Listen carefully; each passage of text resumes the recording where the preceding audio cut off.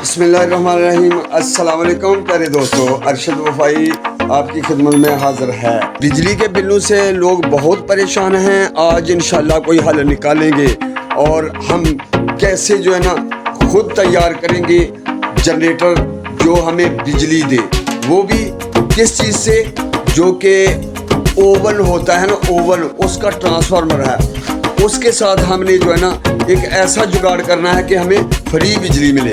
देखें मुकम्मल वीडियो, इंशाल्लाह आपको मुकम्मल समझ आएगी। देखते रहना और नए दोस्त चैनल को सब्सक्राइब कर लें। साथ में दिया गया बेल आइकन का बटन है, उसे भी क्लिक कर लें ताकि हमारी हर वीडियो का नोटिफिकेशन आप तक आसानी से पहुंच सके और आप देख सकें हमारे अच्छे अच्छे जुगाड़। हाँ जी, आज का जुगाड़ शुरू करते हैं। अल्हम्दुलिल्लाह बहुत इंटरेस्टेड होने वाला है।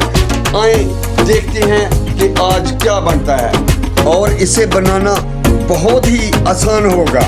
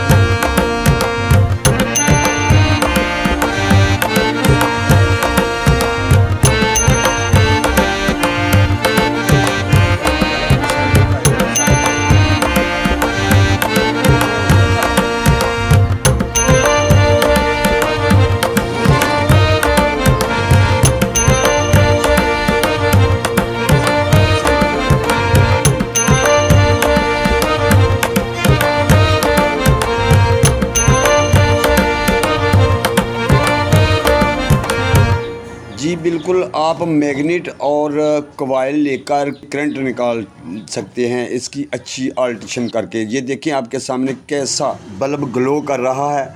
इंशाल्लाह नेक्स्ट इससे भी अच्छी वीडियो आने वाली है आपके लिए। और बहुत से जुगाड़ देखने के लिए हमारे चैनल को सब्सक्राइब कर लें, साथ में दिया गया बेल आइकन का बटन है, इसे भी क्लिक कर लें ताकि अरशद वफाई की हर वीडियो का नोटिफिकेशन आप तक आसानी से पहुँच सके। अपना बहुत सा ख्याल रखिएगा, दुआओं में याद रखिएगा। नेक्स्ट वीडियो तक अरशद वफाई को दें इजाज़त। अल्लाह हाफिज़।